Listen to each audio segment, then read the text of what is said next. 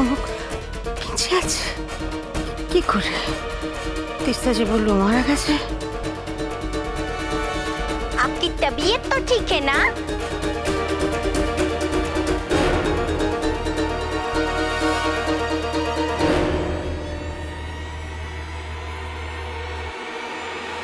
কে তুমি?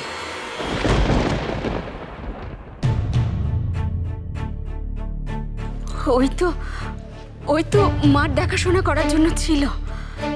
আর ওই তো সাত্তকী দাদু ভাইয়ের ঘরে কি যেন জিনিস দিতে ঢুকেছিল বলে বিদিশা ওকে প্রায় ঘাড় ধাক্কা দিয়ে বাড়ি থেকে বার করে দিচ্ছিল।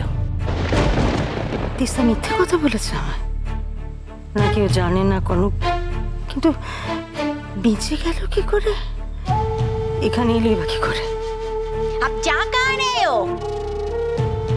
वहां पर जाने की तो कोई रास्ता है ही नहीं, और अगर रास्ता हो भी तो भी मैं आपको जाने नहीं दूंगी, क्योंकि अभी तो एक लंबी कहानी सुनानी बाकी है ना। अभी तक आप लोग माँ जी की कहानी सुन रहे थे, अब तो सबको आपकी कहानी भी बतानी पड़ेगी ना। কি বলছো কি তুমি? তুমি ঢুকলে কি করে এখানে? অফিসার, একে অ্যারেস্ট করো, মারাত্মক মেয়ে। ম্যাডাম, এইভাবে যখন তখন যাকে তাকে আমরা অ্যারেস্ট করতে পারি না। আর অ্যারেস্ট করবেনই বা কেন? ও তো আমার চেনা, ও খুব ভালো মেয়ে। ভালো মেয়ে? হ্যাঁ, ভালো মেয়ের মতো কি কাজ করেছে কি ও? এত ভালো মানুষ না, সেই ভালো মানুষের সুযোগে যে যা পাচ্ছে। আমি থাকতে তা হতে দেবো না। সিকিউরিটিকে কে ডাক? তুমি দাঁড়িয়ে আছো কেন? সিকিউরিটি ডাকো না, বার করতে না বিদিশা, কাউকে ডাকতে হবে না। ও কি বলতে চায় শুনতে হবে আমাদের। কি বলছেন কি দাদা? বাড়ি থেকে বের করে দেওয়ার পরে বাড়িতে এসে ঢুকেছে, কি সপরিসে মেয়ে বাবু। তুমি এখনো দাঁড়িয়ে আছো তো? ও তুমি ডাকবে না? ঠিক আছে, আমি ডাকছি। সিকিউরিটি, সিকিউরিটি, তুমি কি করছো বাড়ি দাঁড়িয়ে দাঁড়িয়ে? যে কেউ ঢুকে পড়ছে বাড়ির ভেতরে, ঘর ধাক্কা দিয়ে বের করে দাও। যাও।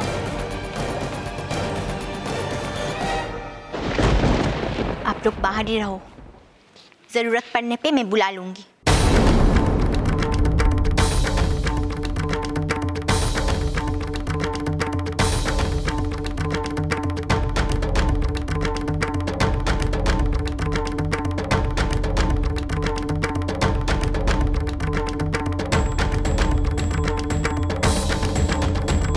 हाँ, जो मैं बोल रही थी, अब उनकी कहानी सब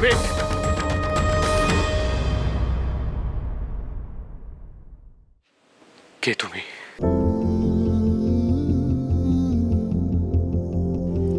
বারবার তুমি এই প্রশ্নটা ওকে কেন করো বলো তো দাদু ভাই? ওকে কি তোমার কোনোভাবে?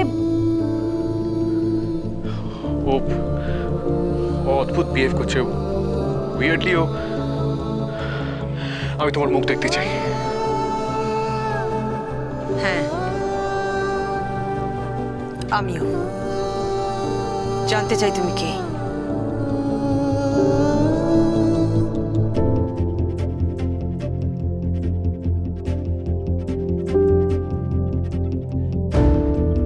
কে তুমি?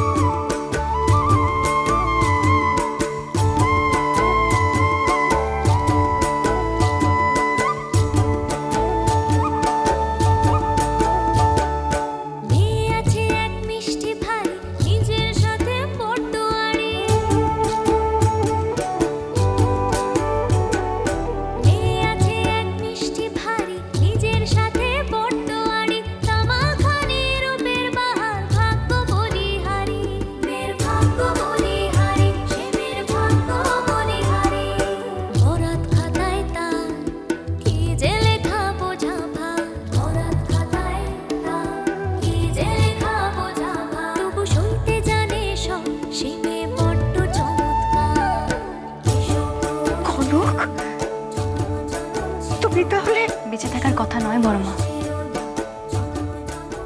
কিন্তু বেঁচে আছি। এতদিন তুমি কোথায় ছিলে বৌরানী?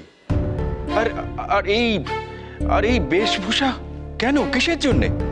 জেঠুমনি, অনেক সময় সামনে থেকে যেটা দেখা যায় না, দূরে গেলে সেটা চোখে পড়ে। তোমাদের সবার মনে আছে আমার 7-এর দিন মামনির প্রথম এ বাড়িতে আসার কথা? থাক না কোনো, থাক না। তুমি সে গেছো, তুমি ফিরে এসেছো আমার কাছে, এটাই অনেক।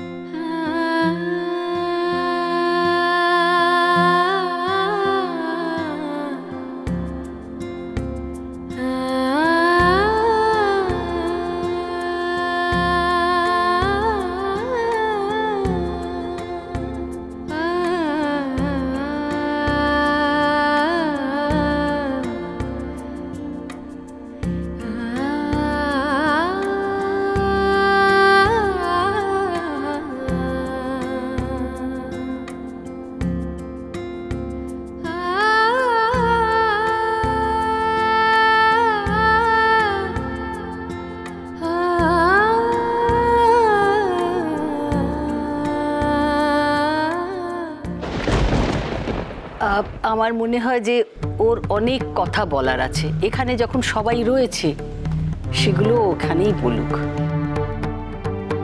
না দাদু ভাই, এতদিন তো শুধু শুনেই গেছে মেয়েটা, আজকে ওর যা বলার আছে ও মন খুলে বলুক। আপনি ওর কথা জানতেন তাই না মা? সেটা এই মুহূর্তে গুরুত্বপূর্ণ নয় ইন্দু। কথাটা হচ্ছে যে অনেক অজানা কথা আছে যেগুলো ওর বলা দরকার, যেগুলো ও বলতে চাইছে। বলো বৌরানী, তোমার যা মনে হচ্ছে তুমি সব বলো।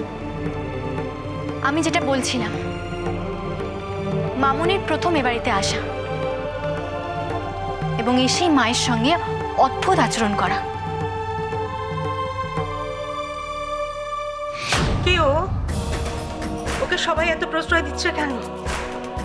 আমার সাধ্যকিরা ওকে ছোট মা কেন বলছে? কে ও? আর তারপর আমার সাথে চলে গেল, আমার চুল করছে।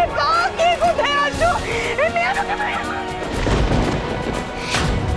আমার খুব অবাক লাগতো, একজন সুস্থ মানুষ কেন এরকম আচরণ করবে। কিন্তু কনক, ও তো তখন সত্যি সত্যি মানসিকভাবে অসুস্থ ছিল না? সেটা তোমার মনে হতো বাবা, কিন্তু মানুষটা যদি অসুস্থ না হয় তাহলে যে কারণে সেটা হতে পারে সেটা হলো ইচ্ছে করে, উদ্দেশ্য প্রণোদিতভাবে। কিন্তু আমরা সবাই ওনার আচরণকে মেনে নিয়েছিলাম, মানিয়ে নিয়েছিলাম। শুধু এটা ভেবে মানিয়ে নিয়েছিলাম যে উনি ওর আর অলির মা হন। মিথ্যে বলছে, ওসব বানিয়ে মিথ্যে বলছে।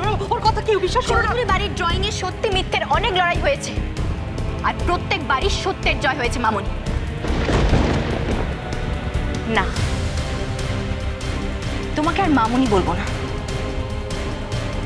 বিদিশা দেবী বলি।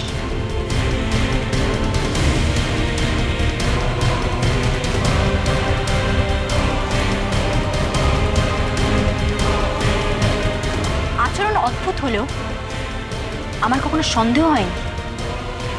আমার প্রথম সন্দেহ হয় যখন উনি বাবার হাত দিয়ে মার মাথার সিঁদুর মোছাতে চান।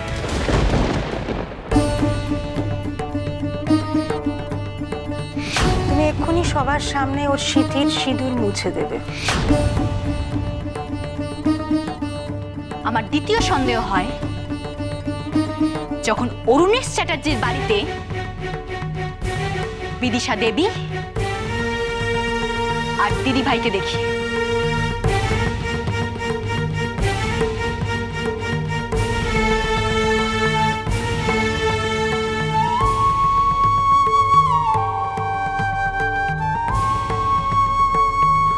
বিদিশা,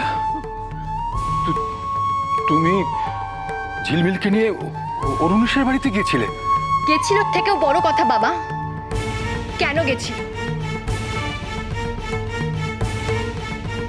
গেছিল সওদা করতে। মুখ ভেঙে দেবো অসভ্য মেয়ে। মুখে যা আসছে তাই বলে যাচ্ছে। আমি সওদা করতে গেছিলাম? তোর কাছে কি প্রমাণ আছে?